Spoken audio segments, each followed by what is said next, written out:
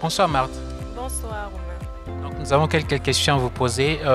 Qu'avez-vous compris du rôle de la loi?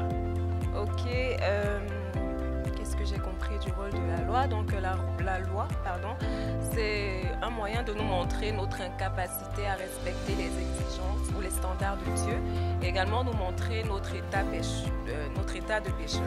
Voilà. Merci beaucoup. Donc la seconde question c'est d'après la tentation d'Ève, où se trouve et agit la puissance du péché? D'après la tentation d'Ève, où se trouve et agit la puissance du péché? Exactement. Je dirais que c'est dans l'âme que la tentation agit. Merci beaucoup. Donc une dernière, je dirais en fait l'invitation. Qu'est-ce que vous allez dire aux personnes qui sont encore à la maison, qui traînent encore les pieds? Ok, vous faites mal de rester à la maison. C'est toujours différent d'être en présentiel, donc n'attendez pas le dernier jour et juste venez recevoir ce que Dieu a prévu pour vous. Merci beaucoup. Je vous en prie.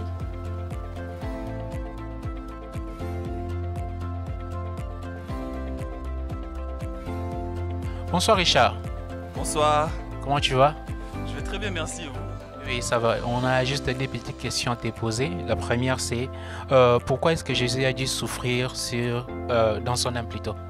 D'accord, merci beaucoup. Alors par rapport à ce qui a été dit aujourd'hui, c'est que l'homme, étant donné qu'il a péché par sa propre conscience, dans son âme, et que le salut de Jésus-Christ qu'il a apporté pour nous devait être complet, alors il a fallu que Jésus-Christ également puisse souffrir dans son âme, afin que l'homme soit racheté également dans son âme. Merci beaucoup. Donc la seconde question, c'est comment s'appelle l'effet qu'un pécheur se détourne de son péché pour recevoir la nature de Dieu? Alors, comment on appelle ça? Je pense que c'est la nouvelle naissance. Lorsqu'un pécheur se détourne de son péché pour pouvoir acquérir la nouvelle nature de Dieu, je pense. Merci beaucoup. Donc l'autre question, bon, c'est pas une question, donc c'est juste voilà, une invitation. Qu'est-ce que vous pouvez dire aux personnes qui sont encore à la maison, qui traînent encore les pas pour venir à l'église? Vraiment, venez à l'église, vraiment venez. Vous ratez un moment vraiment inoubliable. C'est vrai, certes, ça peut être utile de regarder ça à distanciel, mais en présentiel, tu gagnes beaucoup plus. Vous gagnez beaucoup plus, on gagne beaucoup plus. Alors venez, je vous invite à venir. Vraiment, c'est vraiment des moments intéressants. Et voilà. Merci beaucoup Richard. Merci beaucoup pour l'occasion. Merci, bonne soirée à tous.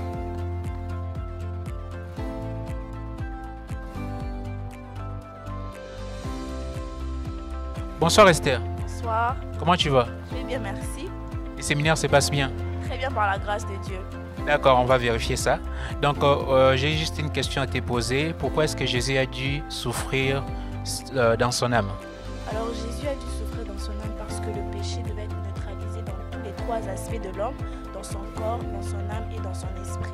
C'est la raison pour laquelle Jésus a dû souffrir dans son âme. Et je voulais juste en fait savoir quelles sont vos impressions par rapport à ces séminaires. Donc aujourd'hui c'est le deuxième jour. Donc hier on a parlé, hier la prophétesse Carmen a introduit en fait les séminaires et aujourd'hui elle s'est accentuée en fait sur la croix, les péchés.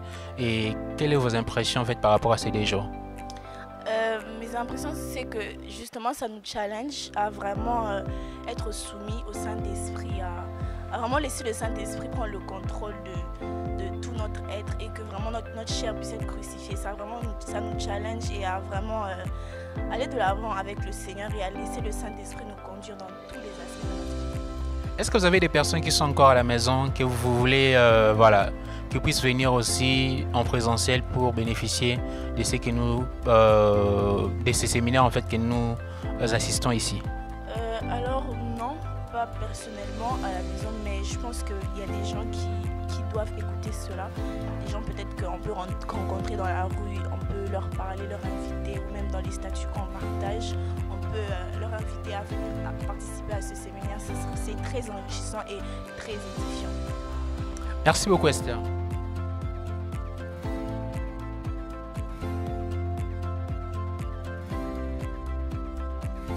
Bonsoir Merdi. Bonsoir frère Romain. Comment tu vas? Je vais très bien et vous? Les séminaires se passent bien? Oui, ça va, ça va. D'accord, j'ai juste une question à te poser. La question est la suivante. Pouvez-vous expliquer la différence entre la puissance du péché et l'œuvre de la chair?